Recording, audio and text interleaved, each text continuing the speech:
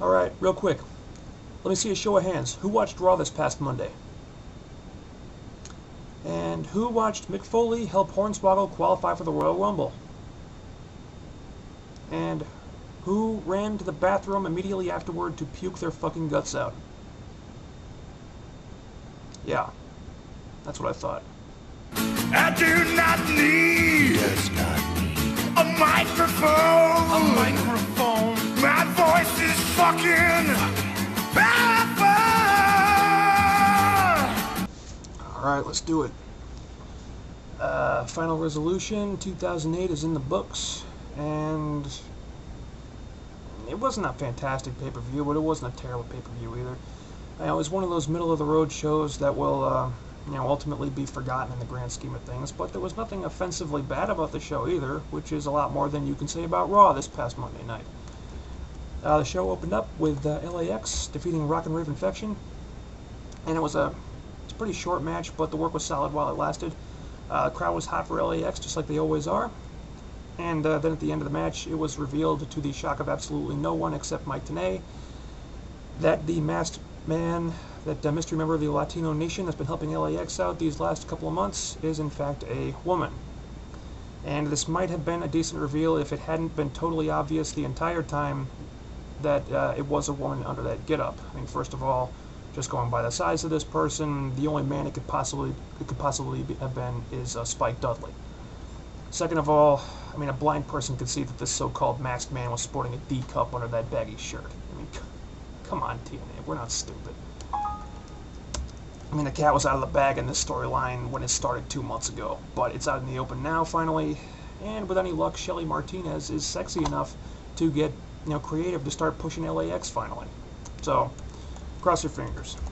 Next up was Kaz versus Black Reign, and, nothing to write home about here. I think Kaz did the best job he possibly could to make that match great, but when you're in there with Dustin Rhodes, there's only so much you're going to be able to do. And as good as Kaz is, he's not a miracle worker. I think Kaz worked as hard as he always does, but the problem was Dustin just phoned it in once again. I lost count of how many chin-lock wrist holds the guy went to during that match. The guy's so out of shape. I mean, his conditioning is for shit. And, I mean, seriously, if you've got a spot on a pay-per-view and your match is only 7 minutes long, and you can't go completely balls out for those 7 minutes, if you can't wrestle more than 1 or 2 minutes without gassing out and going to a fucking rest hold, it's time to hang it up, Dustin.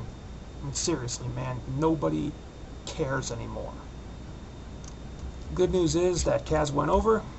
The bad news is that he took Dustin's rat with him when he left the arena, which means that this angle is probably going to continue at least for a while, so brace yourselves for that one.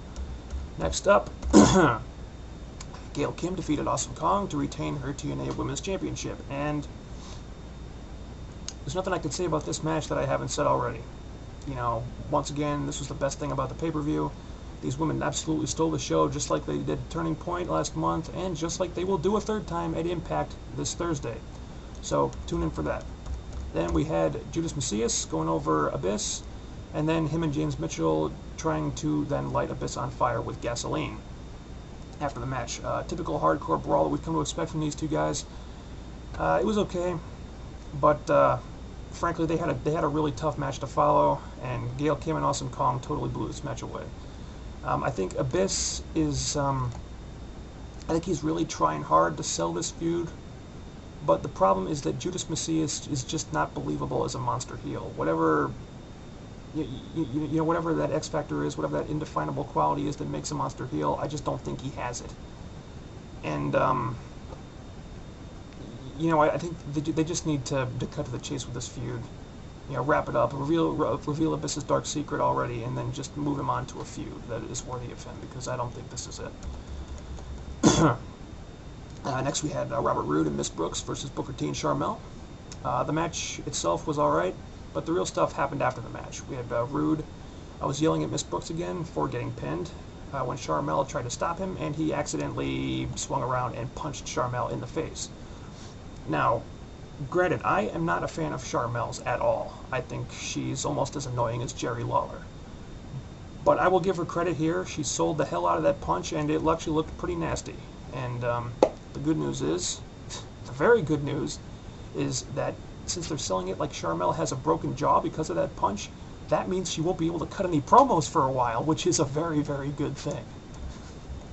Then was the Ultimate X match with the Dudleys and Johnny Devine using ladders to cheat to beat the Motor City Machine Guns and Jay Lethal. And this wasn't the greatest Ultimate X match ever, but it was a solid bout. You know, everyone worked hard. You know, Sabin always tears it up in the Ultimate X. We all know that. And I don't have a problem with how the heels won the match. I just really think the babyfaces needed this win a lot more, especially Jay Lethal. And this goes back to what I said about him in my last video. Jay Lethal really needed to get the win here in a very dramatic fashion if he was going to have any credibility left as X Division champion at all. But unfortunately, he didn't, so he doesn't. Plus, the Dudleys' contracts are up soon. I mean, there's all these rumors going around here that they want to go back to WWE and have one more run in McMahon country. So they're most likely on their way out. So, you know, that's all the more reason why the Guns and Lethal should have gone over here. I mean, either way, there's probably going to be at least one more match in this feud before they wrap things up, and the Dudleys bid adieu to TNA. And the X Division guys absolutely must win that match decisively, or this whole angle will pretty much have been a flop. Next up was the tag title match. AJ Styles and Tomko retaining the tag titles against Samoa Joe and Kevin Nash when Nash walked out on Joe, leaving Joe to fend for himself and eventually get beaten by the 2-on-1. And I have no problem with this. You know, we all knew this Joe and Nash thing was going to lead to them feuding sooner or later, and it turned out to be sooner, which I think was a very good decision. This way, we don't have to suffer through the farce of seeing Kevin Nash wearing one of the tag team championships. So that's fine. I have no problem with that at all. And finally, the main event had Kurt Angle defeating Christian Cage to retain the TNA World Heavyweight title, thanks to the interference of AJ Styles. And the match itself was great. I just think that this AJ Styles storyline turned out to be incredibly anticlimactic. You know, it started out pretty interesting, but it just, you know, petered out at the end, and it didn't work for me. I said in my last video that the Who Will AJ Styles Side With storyline needed to have huge ramifications in order to pay off the way it needed to. Like, for example, AJ destroying both Christian and Kurt Angle with the title belt, then getting on the mic and saying that he's sick and tired of being everybody's bitch, and now he's going to win the world title for himself, become a 4-time World Heavyweight Champion, but that's not what happened. You know, Karen seduced AJ, and AJ sided with Kurt Angle. TNA, that is so lame. That is like WWE level storytelling, okay? And to be honest, it really soured me on this whole pay-per-view because it's all right, let me explain something, okay? The TNA fans are not like the WWE fans. The WWE fans are going to mindlessly accept all the shit that Vince McMahon tries to force-feed them each and every week because they don't know any better. But the TNA fans are not like this, because the TNA fans are the hardcore wrestling fans that left the WWE when the WWE started to suck. In other words, the TNA fans are smarter. And if you try to feed us crap, we are not going to eat it. That's why that audience booed the hell out of Dustin Rhodes when he went to a fucking chinlock after 2 minutes, because they knew that Dustin was half-assing it. That's why they chanted, "Thank you, Tomko," when Tomko broke up Samoa Joe's pinning attempt on AJ, because they know that Kevin Nash sucks. And they didn't want to see Kevin Nash wear one of the tag team titles because they know Nash doesn't deserve it. And this AJ Styles storyline was the exact same way. You know, TNA needed to deliver filet mignon with this angle to pay it off properly, but instead they served up corned beef hash. And if you want to get to that next level, TNA, if you want to reach that next plateau, you need to try harder than that. Sorry, I did not mean